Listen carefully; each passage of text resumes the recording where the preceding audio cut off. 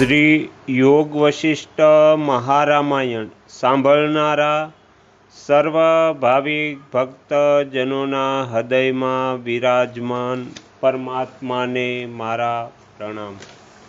શ્રી યોગ વશિષ્ઠ મહારામાયણના અત્યાર સુધીમાં આપણે 32 ભાગ સાંભળ્યા છે। આજે આપણે 33મો ભાગ સાંભળીશું। હરિ ઓમ।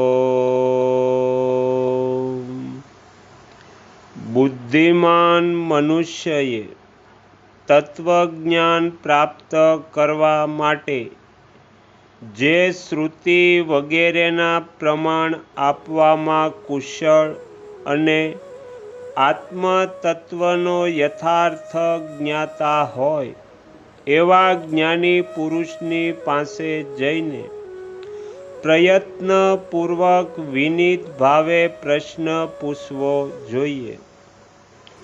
પછી જેમ કેસરથી રંગેલું વસ્ત્ર તેના રંગને પકડી લે છે, એ જ પ્રમાણે જેને પ્રશ્ન પૂછવામાં આવ્યો છે તે પ્રમાણ કુશળ તથા વિશુદ્ધ બુદ્ધિના વક્તાના વચનને પ્રયત્નપૂર્વક ગ્રહણ કરવું જોઈએ।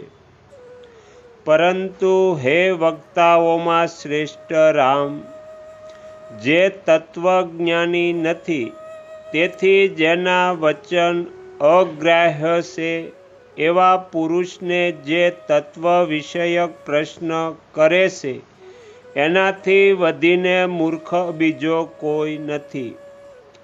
એ જ પ્રમાણે જેને પૂછવામાં આવ્યું છે તે પ્રમાણ કુશળ તથા તત્વજ્ઞાની વક્તાના ઉપદેશનો જે પુરુષ યત્નપૂર્વક અનુસરણ કરતો નથી એનાથી વધીને બીજો કોઈ નરાધમ નથી। તેથી વક્તાના વ્યવહાર વગેરે કાર્યોથી તેની અજ્ઞતા તથા તત્વજ્ઞતાનો પહેલા નિર્ણય કરીને જે પુરુષ તેને પ્રશ્ન કરે છે તે પ્રશ્ન કરતા શ્રેષ્ઠ બુદ્ધિનો છે। પરંતુ જે મૂર્ખ જિજ્ઞાસુ ઉત્તમ વક્તાનો નિર્ણય કર્યા વિના જ તેને પ્રશ્ન પૂછે છે તે અધમ છે અને તેને તત્વજ્ઞાનની પ્રાપ્તિ થતી જ નથી।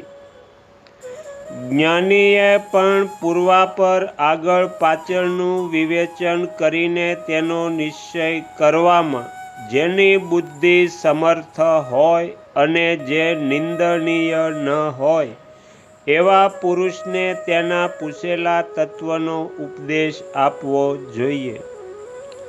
પરંતુ જે આહાર, નિંદ્રા, ભય, મૈથુન વગેરે પશુ ધર્મ સાથે સંયુક્ત છે એવા અધમને તત્વનો ઉપદેશ આપવો નહીં, કારણ કે પ્રશ્નકર્તાની શ્રુતિ વગેરે પ્રમાણો દ્વારા નિર્ણિત પદાર્થને ગ્રહણ કરવાની યોગ્યતાનો વિચાર કર્યા વિના જ જે વક્તા તેને ઉપદેશ આપે છે તે પુરુષને જ્ઞાનીઓ મહામૂર્ખ કહે છે।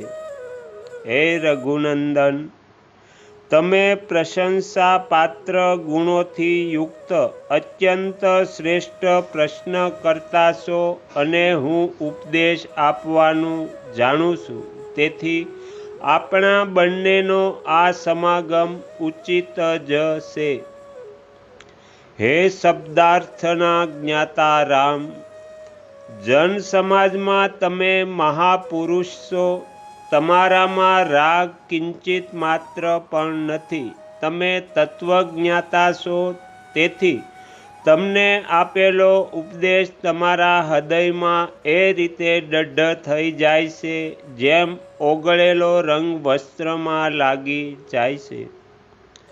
તમારી તીક્ષ્ણ બુદ્ધિ ઉક્ત પદાર્થને ગ્રહણ કરવામાં નિપુણ અને પરમાર્થનું વિવેચન કરનારી છે। તે પરમાર્થ વિષયમાં તે પ્રમાણે પ્રવેશ કરે છે જેમ સૂર્યના કિરણો જળમાં ઘૂસી જાય છે. તેથી હું જે વિષયનો ઉપદેશ કરું તેને તમે આ તત્વ વસ્તુ છે એવો નિશ્ચય કરીને યત્નપૂર્વક પોતાના હૃદયમાં પૂરી રીતે ધારણ કરી લો. મનુષ્યએ વિવેકહીન, અજ્ઞાની અને દુર્જનો સાથે પ્રેમ કરનારા મનુષ્યનો દૂરથી જ પરિત્યાગ કરીને સાધુ મહાત્માઓની સેવા કરવી જોઈએ. કારણ કે સદા સજ્જનોના સંપર્કમાં રહેવાથી વિવેક જાગૃત થાય છે. આ વિવેક એક વૃક્ષ જેવો છે તથા ભોગ તથા મોક્ષ તેના ફળ છે.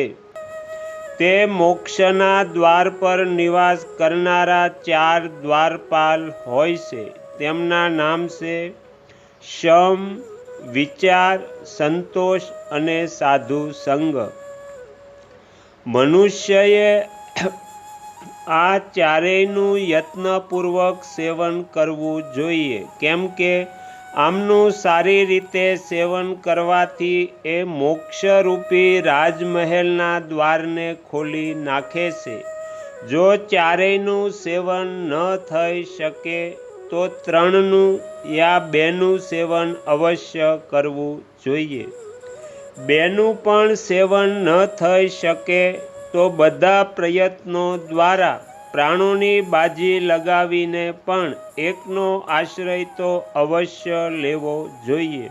કેમ કે જો એક વશ થઈ જાય છે તો બાકીના 3 પણ વશ થઈ જ જાય છે.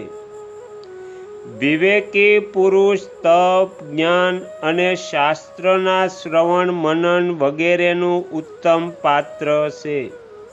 જેમ તેજસ્વીઓમાં સૂર્ય સર્વશ્રેષ્ઠ છે એ પ્રમાણે તે લોકોમાં આભૂષણ જેવા આદરણીય હોય છે.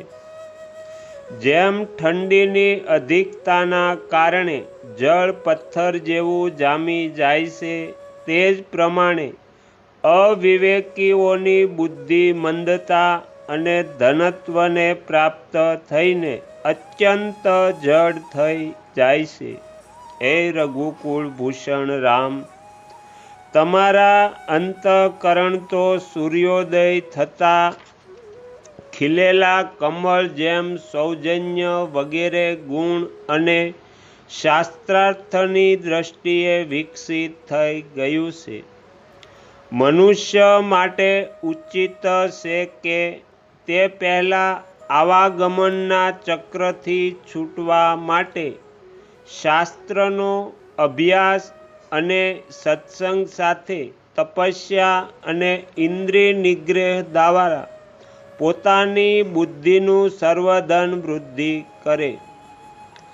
આ સંસાર વિષવૃક્ષ જેવો છે. આ વિપત્તિઓનું એકમાત્ર સ્થાન છે જે અજ્ઞાની મનુષ્યને હંમેશા મોહિત કરતો રહે છે. એથી યત્નપૂર્વક અજ્ઞાનનો નાશ કરી નાખવો એ જ યોગ્ય છે. જેમ વાદળ રહિત આકાશમાં નિર્મળ ચંદ્રમાને જોઈને દ્રષ્ટિ પ્રસન્ન થઈ જાય છે, તે જ પ્રમાણે આ પૂર્વોક્ત પરમાર્થ વસ્તુ દ્રષ્ટિ જ્ઞાનીમાં યથાર્થ વસ્તુની સાથે એકરસ થઈને પ્રસન્ન થઈ જાય છે. જેમ બુદ્ધિ પૂર્વાપર આગળ પાછળના વિચારથી સૂક્ષ્મતમ અર્થને ગ્રહણ કરવામાં નિપુણ અને ચતુરતા સાથે પૂર્ણપણે વિકસિત થઈ ગઈ છે, તે જ પુરુષ કહેવાય છે. હે શ્રી રામ, તમારું હૃદય અજ્ઞાન રહિત છે. તેથી વિશુદ્ધ શાંતિ વગેરે ગુણોથી વિકસિત તથા ઉત્તમ વિચારોની શીતલ ચાંદનીથી પ્રકાશિત છે. તે હૃદયથી યુક્ત થઈને તમે એ રીતે શુભોભિત થઈ રહ્યા છો જેમ નિર્મળ ચંદ્રમાંથી આકાશ શોભી રહ્યું હોય. તો અહીંયા શ્રી યોગ વશિષ્ઠ મહારામાયણનો 33મો ભાગ સમાપ્ત થાય છે. હવે પછીના વિડીયોમાં આપણે 34મો ભાગ સાંભળીશું. તમે તમારો કિંમતી સમય આપી એકાગ્રચિત્તે પ્રસન્નતાપૂર્વક શ્રી યોગ વશિષ્ઠ મહારામાયણ સાંભળી એ બદલ હું આપ સૌનો ખૂબ ખૂબ આભાર વ્યક્ત કરું છું અને આશા પણ રાખું છું તમને સાંભળવી ગમી હશે. જો ગમી હોય તો બીજા 5 લોકોને પણ સંભળાવજો. શ્રી સદગુરુ દેવની જય.